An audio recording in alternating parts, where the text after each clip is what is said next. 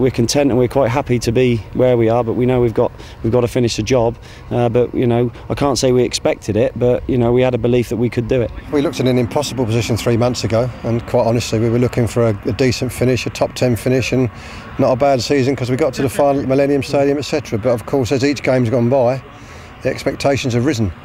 And then, you know, with a handful of games to go, you're thinking we might be able to do this, and then we've really hit top form. We look good defensively, and most of all, we look like scoring goals from all departments, which is something we haven't had for most of the season. So everything's clicked and gelled together just at the right time.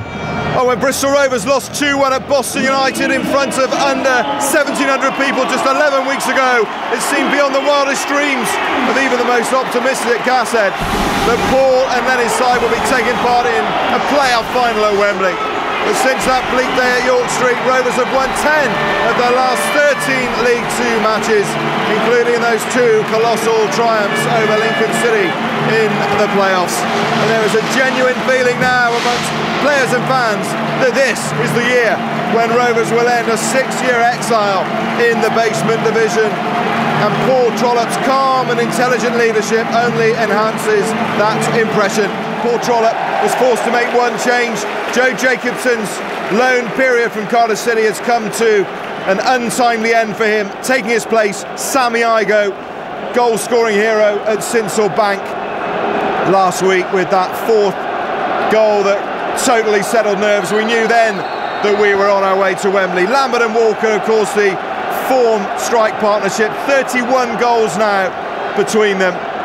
And Anthony and Elliott, much expected of them, at the heart of the Rovers defence. Excitement down below us. It's a noisy area populated by Shrews fans.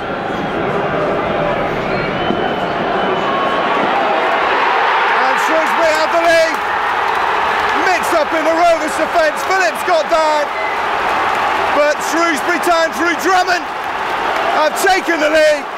And it's another early disappointment in a big final. Delight for the Shrewsbury fans.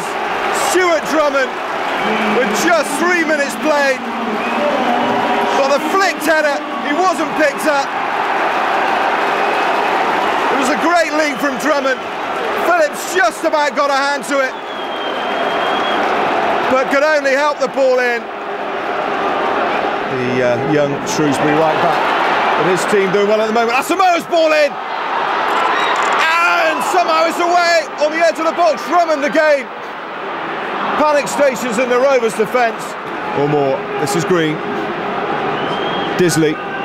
Green wants it back. Ryan Green goes into the box. Great ball in! It's an equaliser! It's that man Walker again!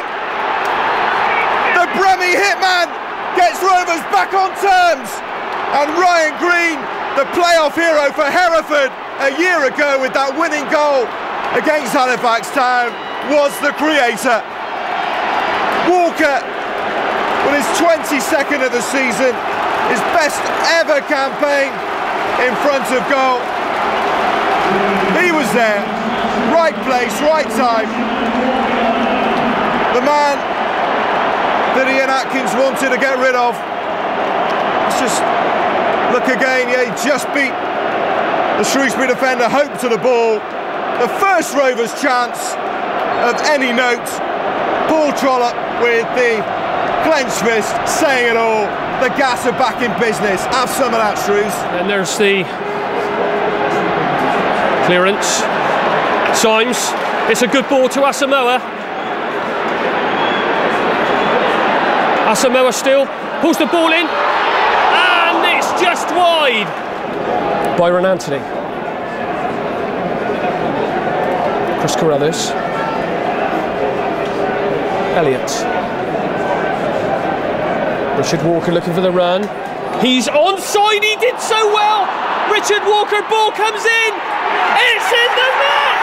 It's Richard Walker. And Rovers are in the lead. 34 minutes. 55 seconds gone. Richard Walker with number 2. It's Gasmania in the National Stadium here at Wembley. And what a ball!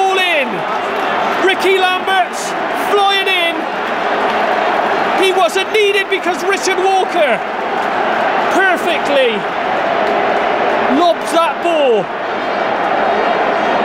past Chris Mackenzie, and Rovers have stunned the Shrews. They're in the lead, 2-1. The end of the first half signalled by referee Jones. It's Bristol Rovers 2 Richard Walker goals. Gives Rovers that precious lead. Dave Rogers a fantastic turnaround after a quite unsuitable start. From midfield and defence, great skill from the Ghanaian. Carruthers needs to get a foot in, he couldn't. And Drummond, what a tackle! Steve Elliott there, magnificent. Applause all around me in the media area as Stuart Drummond looked for his second goal of the game. Steve Elliott there, absolutely superb. Oh dear, what a well read by Anthony. And then it was Igo getting in there. Good touch by Hope. Ball comes in! Great save, Steve Phillips! A tremendous save by Steve Phillips. And that's another good ball to Ryan Green. Plays the ball in, it's Walker. Lovely build, he's going to have a go. And Chris Mackenzie just plucks that ball out the air. Over it comes, up they go. Now then, look at this. Sammy Igo has got a clean run on goal. It's Rovers going with Igo. Will he shoot? There it is. It's rolling in. It's rolling. Division 1 football returns to East Bristol. Incredible. You cannot believe the scenes down there. Shrewsbury Town beaten. Sammy Igo makes it. Look at those scenes on the touchline. Sammy Igo runs the full length of the field. His legs just about got into the edge of the penalty area. He said thank you very much indeed, and he brings First Division football back to East Bristol. David Rogers, what a moment for this oldest club in Bristol. Andy, we've just been through every emotion the last few minutes. And Sammy Igo there as Mackenzie charged forward, used every bit of energy he had left, the little man.